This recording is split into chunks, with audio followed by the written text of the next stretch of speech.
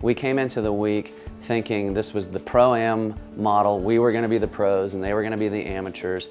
And what really happened is we let go of that control, and that's something that we talk about a lot in maker education, is sort of a co-learning environment where students taught us a lot. They had a lot of ideas about how to make variations on what we had done before, and just charged fearlessly. They just dove right into it and have accomplished some pretty amazing things this week.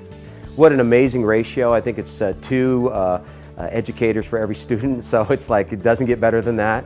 And what was the most important thing, I think, if I was going to summarize an experience like this is, yes, there are electronics and there's understanding how to breadboard, but there was a sense of confidence building, of giving young people agency of the direction of what they wanted to learn and where they wanted to explore. Learning how a basic circuit worked with a light, then moving it to a sound, and then extending that by adding radio frequencies, which introduced them to building a Yagi antenna and how they were going to communicate with this object that went far beyond their reach, and then the imagination kind of takes over. Space Camp was this amazing opportunity to reach a different group of students that maybe don't often see themselves as aerospace engineers or environmental designers. And I think that there's this notion of empowering teen engineers into a position where they are doing the work right now.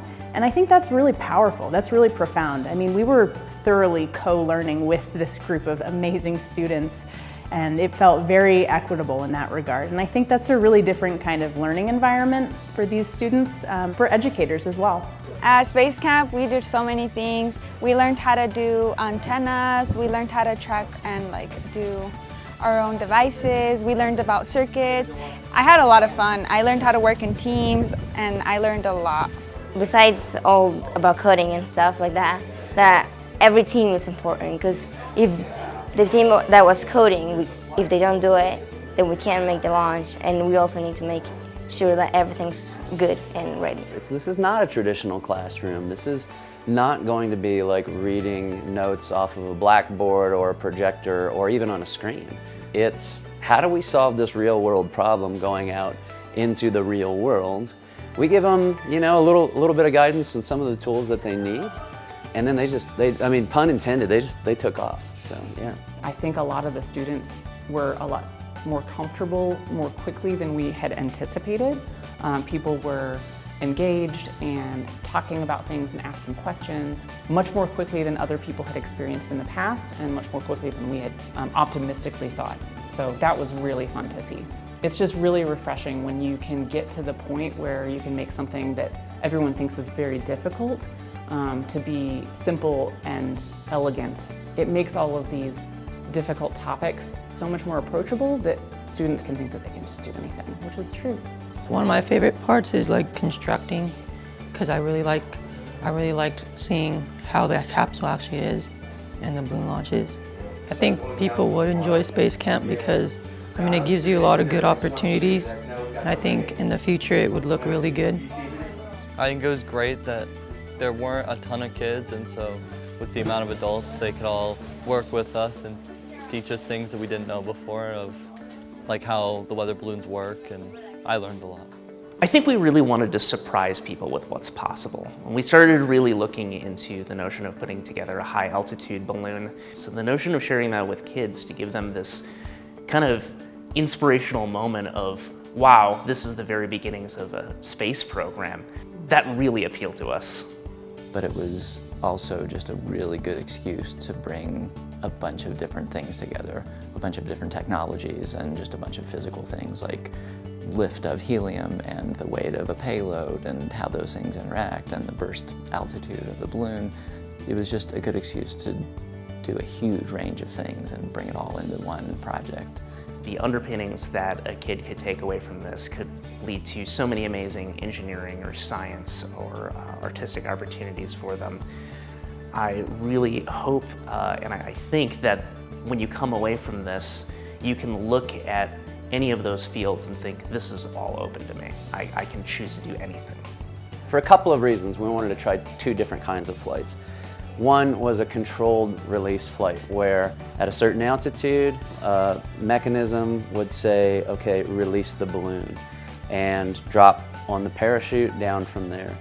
So we sent that up had it drop at 15,000 feet above sea level to make sure that it's a shorter flight time. It would give the students a time to have that retrieval experience. It went up, flew for about a half an hour, and all of the data we were getting back from it, GPS, and also APRS, which is a ham radio system that tracks location in real time, everything went dark.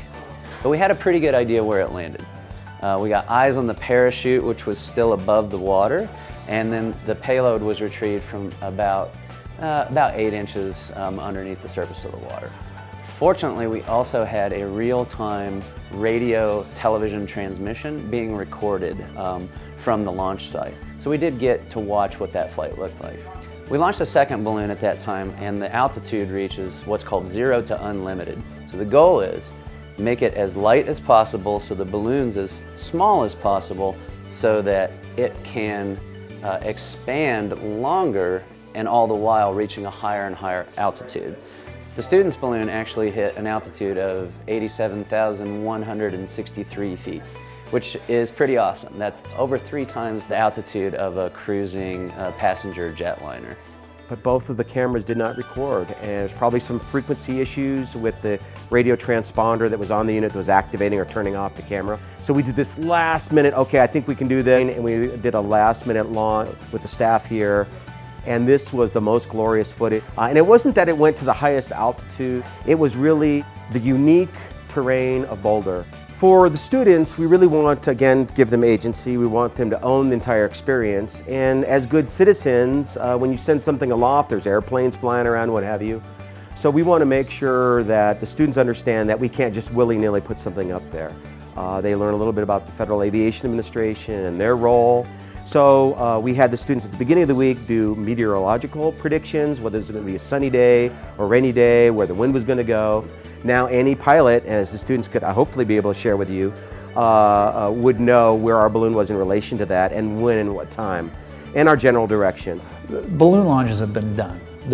People do them, and they do them all the time. But what we wanted to do was this end-to-end learning experience, that was teachers and students learning together, and we wanted to create a packet of information that lived beyond our space campus, and people hear the story and go, God, I want to do that. And you go, well, here's the packet of information, go do it and tell us your story.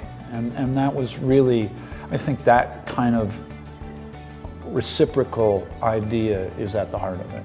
What we really wanted to do this week was give some young people that might not normally have this kind of opportunity a chance to do something extraordinary and actually get their senses and their hearts and their minds engaged in real citizen science. This is not about being in the classroom, and the making of things doesn't have to happen on a desktop. We can actually create things that go out in the world and do things now. The goal is, let's let as many people as possible try to shoot for the moon themselves and learn from our mistakes and contribute back to the community that is also shooting for the moon.